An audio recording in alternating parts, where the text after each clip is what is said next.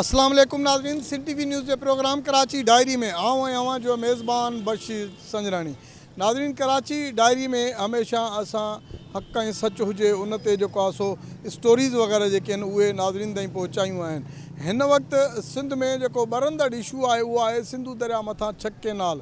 सिंधू दरिया मथां छह केनाल ठहण वारे ऐलान खां पोइ सिंध सॼी सरापा एहतजाज आहे। वक़्तन ब वक़्तन कराची प्रेस क्लब आॾो एहतजाज बि थियनि था पिया। गुज़िरियल ॾींहुं बि तक़रीबन 10 ॾींहंनि वारी बुख हड़ताल जेका आहे उहा जीअं सिंध क़ौमात बशीर खान तरफ़ां जेको आहे सो जारी हुई, जॾहिं त सियासी समाजी तंज़ीमूं जेके आहिनि उन्हनि जे तरफ़ां प्रेस कॉन्फ्रेंस एहतजाज जेके आहिनि उहे बि जारी आहिनि। अॼु बि पाण कोशिशि कंदासूं त जेके एहतजाज जेके थियनि पिया जीअं सिंध क़ौमी महाद बशीर खान तरफ़ां जेका 10 ॾींहंनि वारी बुख हड़ताल आहे पाण उन ते बि ॻाल्हि ॿोल कजे।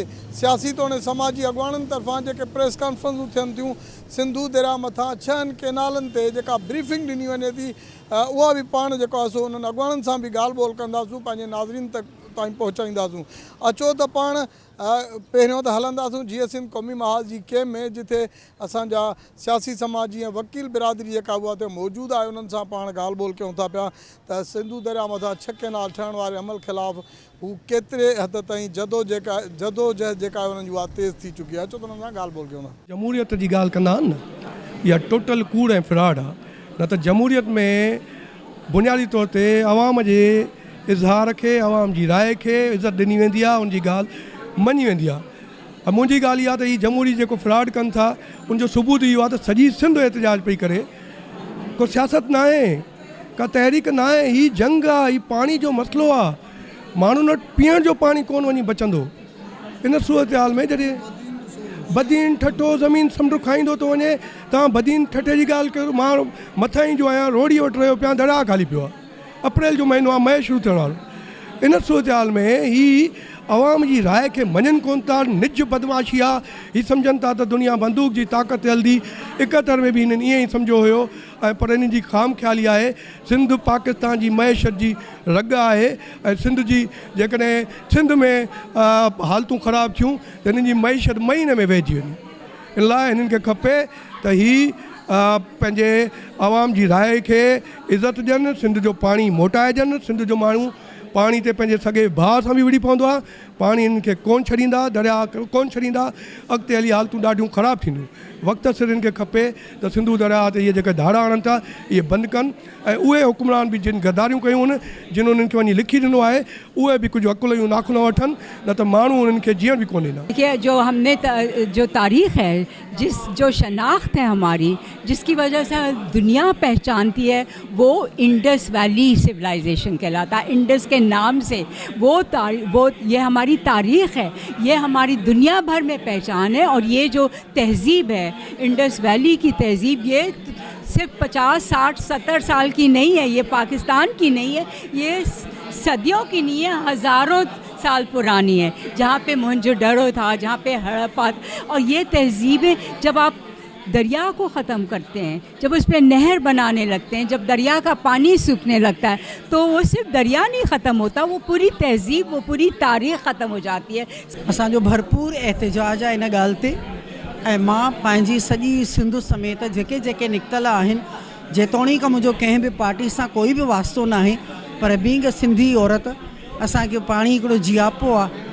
ऐं असां जीअं त पुछड़ी में रहूं था त सभ खां पहिरीं हक़ असांजो आहे पाणी ते, ऐं जेके जेके इन ते कानून ठहियल आहिनि उन्हनि ते कोई बि अमल नथो करे। ज़ाहिरी ॻाल्हि आहे, जेकॾहिं 6 केनाल ठहंदा त उन खां पोइ छा सूरत हाल थींदी त असां पाणीअ जो ढुक लाइ सिकी वेंदासीं। ज़ाहिरी ॻाल्हि आहे त सिंध ख़तमु थी वेंदी। माना या त इहा हिकिड़ी सियासी चाल आहे त सिंधियुनि खे ऐं सिंध धरतीअ खे ख़तमु कयो वञे, मुल्क खां हिकिड़ो सूबो करे छॾियो। असां अॼु ॾींहं ताईं असांजा काफ़ी धुरियूं अड़ियूं आहिनि जेके रोहंदा पिटंदा रहनि था। तव्हां उन शइ खे कंसीडर जेकॾहिं नथा कयो त घटि में घटि इंसानी हमदर्दी हूंदे, इंसान ज़ात हूंदे, इंसाननि खे ईअं उञ ते मारे करे हिकिड़ो करबला ॿियो क़ाइमु न कयो। तो ते लिखां मां गीत ओ सिंधू, तो ते लिखां मां गीत, कोई न सघंदो मारे असांखे, थींदी असांजी जीत। हीअ जेके केनाल ठहनि पिया, इहो हिकिड़ो सिंध जी तबाही ॾांहुं वठी पिया वञनि, छाकाणि त हिन सां मैशत बि तबाह थींदी सिंध जी, ऐं सिंध में जेको जानवर आहे, माण्हुनि खे पीअण जो पाणी न मिलंदो, डेल्टा जेको आहे असांजो उहो समुंड जेको डेल्टा असांजो ख़तमु कंदो पियो वञे, ज़मीन ख़तमु पई थींदी वञे। मां सम्झां थो त इहे हिकिड़ो तबाही जो उञाण आहे ऐं पीपल्स पार्टी खे खपे त इन में रुकावट बणिजे ऐं इन में जेको आसिफ़ ज़रदारी जेके सिग्नेचर कई आहे इन खे वापसि करिणो पवंदो, न त इन जो जेको त सिंधी माण्हू जेको हाणे ॿाहिरि निकितो आहे, मां सम्झां त इहा हिकिड़ी जिदोजहद हिते रुकंदी कोन ऐं इहे सिंधी माण्हू सिर्फ़ु हाणे पाणी जे मसइले लाइ न पर हिते तालीम जो मसइलो, सिहत जो मसइलो ऐं सिंध जी डेवलपमेंट, करप्शन ऐं इहो हिकिड़ो अॻिते हली हिते सिंध गवर्नमेंट खे पीपल्स पार्टी खे सम्झणु खपे त सिंधी माण्हू हुन जे ख़िलाफ़ु वञे थो ऐं इहो हुन जी तबाही आहे, छाकाणि त कॾहिं बि सिंधी माण्हू बर्दाश्त न कंदो त सिंधी जी तबाही थिए। जे अवाम सां तमामु तारीख़ी तौर ते रुॻो अॼु न बल्कि हर मामले में धोखेबाज़ी दगा कई वई आहे ऐं सिंधियुनि खे जो आहे पंहिंजे भित सां लॻाइण जे लाइ करे वफ़ाक़ ऐं उन जा जेके आलाकार आहिनि उन्हनि हमेशह रुॻो केनालनि जो मसइलो, हाणे केनालनि जो मसइले जी जेका सिंध मोट ॾिनी आहे, सिंध जो माण्हू जेको अखियूं मेटे निंड मां उथियो आहे उन भरपूर तरीक़े सां इन खे रद्द कयो आहे। रुॻो केनाल पर ग्रीन इनिशिएटिव जेको हुनजो प्रोग्राम आहे सिंध जूं ज़मीनूं ॾियणु या माज़ीअ में जेके सिंध सां नाइंसाफ़ियूं थियनि, इहो हिकिड़े ॾींहं जो या हिकिड़े मसइले ते सिंधी माण्हुनि जो रिएक्शन न आहे, पर मुसलसल तारीख़ में जेके सिंध सां नाइंसाफ़ियूं कयूं वयूं आहिनि 1 यूनिट खां वठी अॼु ॾींहं ताईं सिंध जो जेको इस्तेसाल कयो आहे उन्हनि शयुनि खे सिंधी माण्हुनि हाणे महसूसु कयो आहे।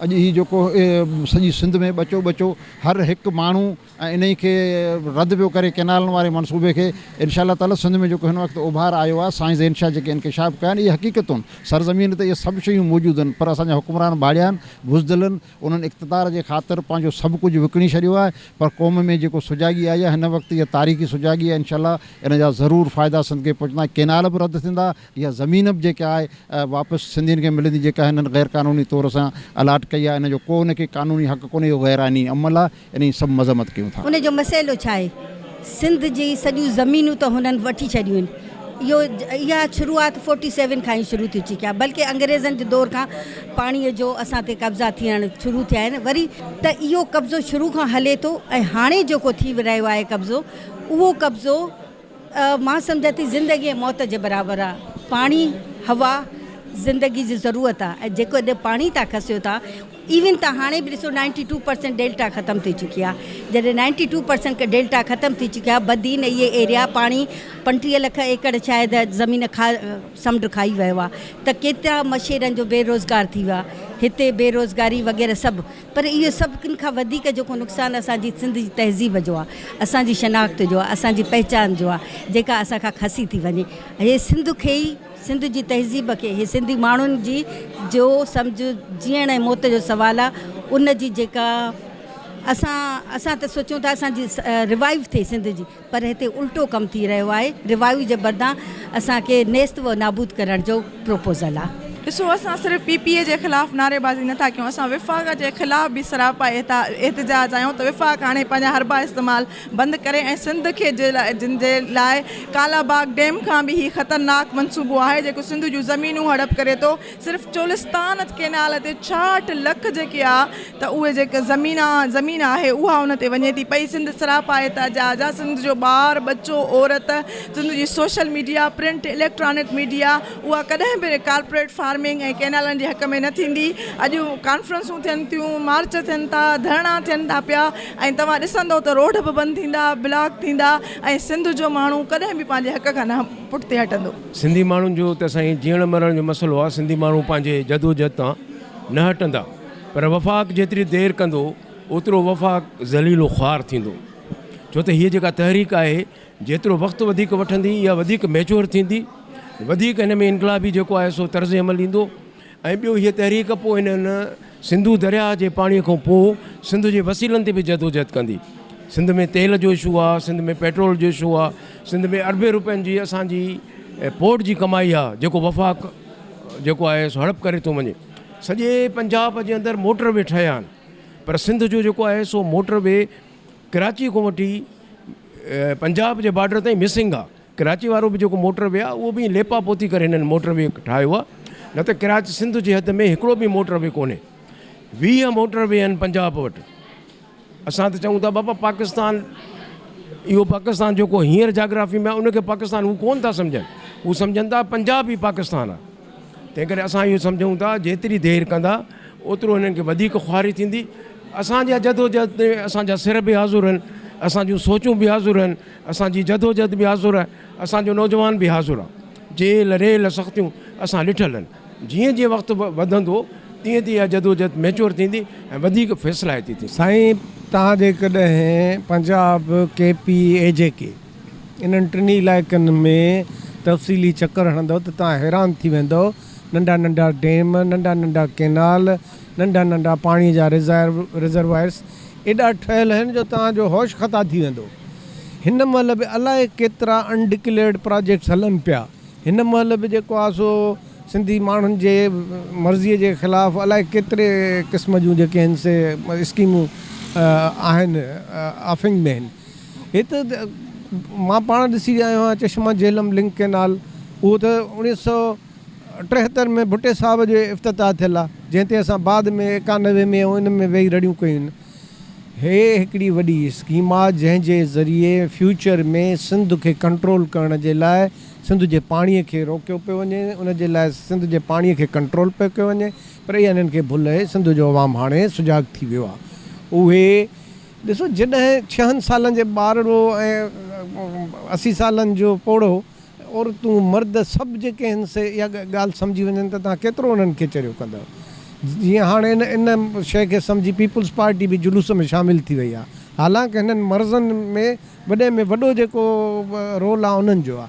त इहो तव्हां यकीन रखो त सिंधी माण्हू हाणे फ़ैसिला कोन जेका आहे सा पंहिंजी जदोजहद कंदा ऐं हुनजा सही न थी। ऐं ईअं चवंदुमि त हीउ जेको असांजो 10 ॾींहंनि जे बुख हड़ताल जो फ़ैसिलो हो पार्टी जे तरफ़ां, ऐं उन में 7 ॾींहंनि ताईं असांजो जेको पार्टी जो सरबराह आहे डॉक्टर नियाज़ कालाणी साहब, उहो साबित क़दमी सां पंहिंजे दोस्तनि सां गॾु कराची प्रेस क्लब जे साम्हूं पंहिंजी बुख हड़ताली कैंप क़ाइमु करे इहो साबित कयो त जीअं सिंध क़ौमी महाज़ जा कारकुन जेके आहिनि उहो सिंध ते ईंदड़ कंहिं बि ॾुखे वक़्त जे लाइ का बि हिकमत अमली जोड़े सघनि था ऐं कोई बि अमल करण खां गुरेज़ न कंदा। ऐं सियासत जो जेको लॉजिक ऐं फ़लसफ़ो हूंदो आहे उन में इहा शइ हूंदी आहे त का बि इंतिहा पसंदी न हूंदी आहे, उन में अमेंडमेंट करे सघिजे थी। अॼु असां वटि जॾहिं साईं ज़ैन शाह, रियाज़ चांडियो साहब, साईं आमिर वड़ाइच साहब, ॿियूं मज़हबी ऐं समाजी धुरियूं आहियूं, उन्हनि सभिनी दोस्तनि खे साथियुनि खे मान ॾींदे ऐं 19 तारीख़ ते साईं ज़ैन शाह जो रिथियल हैदराबाद वारो मार्च ऐं 18 तारीख़ ते वकीलनि जे तरफ़ां बबरलो बाईपास खे बंदि करण वारे अमल खे मोट ॾींदे अॼोके असां हिन पंहिंजे बुख हड़ताल खे वाइंड अप कयो आहे। पर आऊं ईअं चवंदो आहियां त हिन जदोजहद या सियासत जी जेका लॉजिक हूंदी आहे उहा इहा हूंदी आहे त माण्हुनि में तव्हां पंहिंजे लाइ एतमाद पैदा करायो ऐं उन खां अलावा क़ौम में हिकिड़ो जज़्बो ऐं जोश पैदा करियो। ऐं यकीनन डॉक्टर नियाज़ साहब पंहिंजे हिन अमल सां क़ौम जे अंदरि पंहिंजे लाइ हिकिड़ो एतमाद बि पैदा करायो आहे, हिकु जज़्बो बि पैदा करायो आहे। बाक़ी रियासत जेका आहे, असांजे 6 जेके कैनाल कढिया पिया वञनि, पर हिते मुसलसिल असां सां ज़्यादती पई थिए, असांखे दीवार सां लॻायो थो वञे, असांखे कानूनी बनायो वियो आहे। ऐं उन खां अलावा ईअं पियो महसूसु थिए, ख़ासि करे सिंधी बलोच या मज़लूम क़ौमूं जेके आहिनि उहो ईअं पियो थिए ॼणो असां हिते मफ़तूह थियल क़ौमूं आहियूं, ग़ुलाम क़ौमूं आहियूं, हू असांजा हाकिम आहिनि। ऐं इहा छो त हीअ हिन महिल जदीद दौरु साइंस टेक्नोलॉजीअ जो दौरु आहे ऐं हर ॿार ॿुढे बचे खे ख़बर पइजी वई आहे त दुनिया जो वहिंवार कीअं पियो हले ऐं किथे पियो हले। मां सम्झां थो त इहा घुट ॿुसट ऐं ऊंदाही जो दौरु वधीक न आहे हलणो। ऐं सम्झां थो त बुख हड़ताल ख़ासि तौर ते कराची प्रेस क्लब ते थियण जे करे कराचीअ में तकरारी कैनालनि जे ख़िलाफ़ु हिकिड़ो माहौल जुड़ियो ऐं ॿिए नंबर ते इहो थियो आहे त सॼी सिंध जेका अलॻि अलॻि नमूने सां जदोजहद पई करे, उनखे गॾियल जदोजहद जो हिकिड़ो माहौल जुड़ियो ऐं उन तहत वकील आया, साईं ज़ैन शाह वारा आया, रियाज़ चांडियो, ॿियूं क़ौम परस्त धुरियूं, सभिनी गॾियल तौर ते कयो त हाणे गॾियल जदोजहद थियणु खपे। ऐं वकील बि जेको धरणो था हणनि उन में सभिनी पॉलिटिकल पार्टियुनि, सभिनी समाजी फोरमनि जेको आहे उनजी हिमायत कई आहे। त असां सम्झूं था त फ़ैसिला कुन नतीजनि ॾांहुं जेको आहे सो इहे जदोजहद वञे पई ऐं बबरलो वारो धरणो जेको आहे सुठा नतीजा ॾींदो। इहे केनाल असां उन्हनि खे सिंध लाइ डेथ वारंट सम्झूं था। इन्हनि केनालनि खे रद्द करण जे लाइ असां 5 नवंबर खां वठी खैरपुर मिलस खां वठी अञा ताईं अॼु ॾींहं ताईं अमली जदोजहद में हुआसीं। 4 वॾा आलीशान धरणा, 24 कलाकनि जो बबरलो बाईपास बंदि करण जो ऐलान, उन ते अमल करणु ऐं दरिया ते गुडू पिराज खां वठी वेंदे शहीद दुलत दरिया खान पुल ताईं उते हिक ई वक़्तु साॻिए टाइम ते मुज़ाहिरो करणु, इहे सभु असांजा मरला। असां चाहियूं पिया त सभु सियासी धुरियूं गॾिजी सॼी मुतफ़िक़ तौर ते अमली तौर ते को किरदारु अदा कनि, पर असांखे नज़र थोरो घटि पियो अचे। इन करे असां बहितर सम्झोसीं त हीअ असांजो कराची आलमी शहरु आहे, उनखे पंहिंजे सियासी जदोजहद जो महवर ऐं मर्कज़ बणाइजे। उन करे असां हिते 10 ॾींहंनि लाइ बुख हड़ताली कैम्प क़ाइमु कईसीं। जीअं असीं वेठासीं त कुझु माण्हू सम्झो त नंढी ॻाल्हि आहे, मामूली ॻाल्हि आहे, इहा कुझु न थींदो, पर तव्हां ॾिठो त सॼी सिंध ख़ासि तौर ते आउं तव्हांजी तोसत सां सॼी सिंधी मीडिया जो जेको आहे तमामु घणो थोराईंदो आहियां, जंहिं असांखे तमामु घणो बहितर नमूने सां जेको आहे त कवरेज ॾिनी ऐं पंहिंजो सहाफ़ती जेको आहे फ़र्ज़ु निभायो। हा, असांखे ख़बर आहे त कुझु जेको आहे ॿी ॿोली ॻाल्हाईंदड़ उन्हनि मुकमिल तौर ते ग़लति असां रवैयो रखियो आहे, असीं उन बाबति जल्दी लाइमल बि तइ कंदासीं।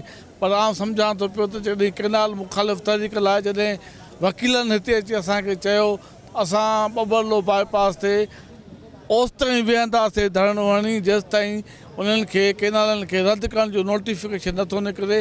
ऐं असांजी ख़्वाहिश आहे, वकीलनि चवाणी असांजी ख़्वाहिश आहे तव्हां असां गॾु हलो, त असां महसूसु कयोसीं त हिननि जो नेक जज़्बो आहे ऐं उन करे असां उन नेक जज़्बे खे जेको आहे वधीक तरजीह अवलियत ॾेई अमली तौर ते उन सां गॾु वञी बीहंदासीं। असां गैर कानूनी कैनालनि जो मनसूबो आहे। सिंधू दरिया ते मुसलसल कैनालनि डैमुनि जे करे सिंध जे माण्हुनि जी जियापो उहो ख़तरे में पइजी वियो आहे। सिंध में मजमूई तरह माहौलियाती ऐं मुआशी तरह बर्बादी थींदी, तंहिं करे सिंध जा माण्हू सभु दरिया जे तहफ़ुज़ लाइ इन नुक़्ते ते इतफ़ाक़ करे बीठा आहिनि। सरकार मुसलसल FIR मुसलसल सियासी कारकुननि जे घरनि जे मथां चढ़ायूं, जेको वकीलनि जदोजहद कई आहे, वकील क़यादत जे मथां हमला, या मुंहिंजे घर ते राज रेंजर्स जी चढ़ाई, या हैदराबाद जे घर ते मुंहिंजे मथां पुलिस जी चढ़ाई, इहो जबुर आहे, लाक़ानूनीअत ताईं ॾाढो आहे। ऐं पीपल्स पार्टी जी इहा दहशतगर्दी ज़ाहिर थी पई आहे त हिकु तरफ़ सिंध माण्हुनि खे चए थी असां कैनालनि जे ख़िलाफ़ पर जे असां कैनालनि जे ख़िलाफ़ जदोजहद था कयूं त असांजे घरनि जे मथां चढ़ायूं थियनि, सियासी कारकुननि जे मथां FIR थियनि, वकील हज़रात जे मथां हमला थियनि, त इहो क़ाबिले मज़म्मत आहे। सिंध जे अंदरि आमरियत जो हिकिड़ो भयानक दौरु आहे। हाणे दरियाउ खसियो पिया, मथां ज़मीनूं खसियो था। कारपोर्ट फार्मिंग खे ज़मीनूं हुते त चओ था त हो मनसूबा पंजाब ऐं वफ़ाक़ थो ठाहे, सिंध हुकूमत पंहिंजे हथनि सां ज़मीन ॾिए थी, उहा ज़मीन सिंध जे माण्हुनि जी मिल्कियत आहे। अञा ज़मीन जो उहो झेड़ो हले थो त तव्हां मिनरल एक्ट आणियो था ऐं जेको बि असांजे ज़मीन जे अंदरि ख़ज़ानो आहे उहो खसियो था। अरड़ी तरमीम जे मथां त दांगी मले छॾिया। भई हिते कहिड़ा सिंध खे इख़्तियार आहिनि? न जमहूरियत आहे, न कानून आहे, न आइन आहे, ॾाढा ऐं जबुर आहे। उन जे ख़िलाफ़ असां पुरमन जदोजहद कयूं था। में ये धमकियां हिस्सा है, जब भी आप हक पे खड़े होगे, सही जगह पे खड़े होगे, तो आपको इन धमकियों का, इस तशद्दुद का सामना करना पड़ेगा, तो इन हमलों का सामना करना पड़ेगा। तो हम सामना करेंगे। ये मैंने उस दिन भी कहा था जब मुझ पे हमला हुआ था कि हम अपनी जो स्टेटमेंट है, जो हमने अपना फ़ैसला किया, उससे पीछे नहीं हटेंगे और हम ये 6 कैनाल्स पे जो उनसे कोई कॉम्प्रोमाइज़ नहीं करेंगे। हमने अपना कन्वेंशन भी किया, जो 72 घंटे का टाइम था वो भी दिया, और जो उसके मुताबिक हमने स्ट्रेटजी दी थी उस पे भी हम अमल करने जा रहे हैं। और कल इंशाल्लाह ताला सुबह 11 बजे Sindh high court bar new parking से हम निकलेंगे और वहाँ पर जाकर हम बैठेंगे और इंशाल्लाह ताला हम जो उनसे बबरलू में जाके धरना देंगे और तब तक धरना जारी रखेंगे जब तक ये 6 कैनाल्स जो सी हैं इसको वापस नहीं ले लिया जाता। सूफ़िन हमेशा कुर्बानी ॾिनियूं आहिनि पंहिंजी क़ौम लाइ, पंहिंजी धरती लाइ। जॾहिं मुग़लनि जो दौर हुयो त सूफ़ी शाह इनायत उथी हिकिड़ो सेक्युलर नारो हयो जेको खेड़े सो खाए जो, जेको मार्क्स पोइ उनजी पोइ प्रचार कई। तो उन नारे जे तहत 36,000 या 26,000 फ़क़ीर पंहिंजा शहीद कराया। लतीफ़ साईं माना पंहिंजी धरती लाइ कलमी जहाद कयो। सचल साईं पंहिंजी धरती खे ॻायो। तो सूफ़ियुनि सदाईं पंहिंजी धरती ते पंहिंजी क़ौम लाइ सिर ॾिना आहिनि। शाह इनायत जी सूरत में, लतीफ़ जी सूरत में, सचल जी सूरत में, सूर्या बादशाह जी सूरत में।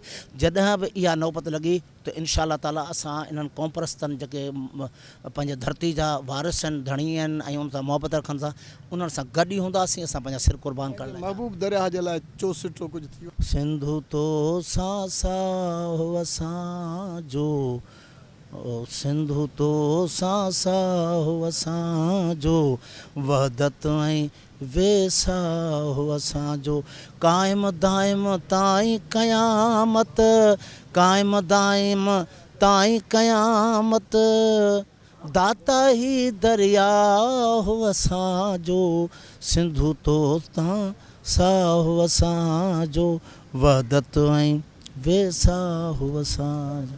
नाज़रीन, अॼु पाण कराची डायरी में सियासी समाजी ऐं सिविल सोसाइटी जे अॻुवाणनि तोड़े जो क़ौम परस्त जेके अॻुवाण आहिनि उन्हनि सां पंहिंजी ॻाल्हि ॿोल थी आहे। पंहिंजी ॻाल्हि ॿोल थी आहे जसकम बशीर ख़ान तरफ़ां जेका 10 ॾींहंनि वारी बुख हड़ताल हुई उहा 2 ॾींहं अॻु जेका उन्हनि ख़तमु करे छॾी आहे। उन में बि सैयद ज़ैन शाह, रियाज़ चांडियो, वकील अॻुवाण जेके आहिनि उहे उते पहुता हुया। उन्हनि खे अपील कई त उन्हनि जा जेके एहतजाज आहिनि वक़्तनि फ़वक़्तनि हलंदा रहनि पिया, जंहिंजे करे हू पंहिंजी बुख हड़ताल ख़तमु करे उन्हनि जे एहतजाजी धरणनि में शामिलु थी वञनि। ऐं उन्हनि सां उन्हनि अॻुवाणनि सां पाण ॻाल्हि ॿोल कईसूं।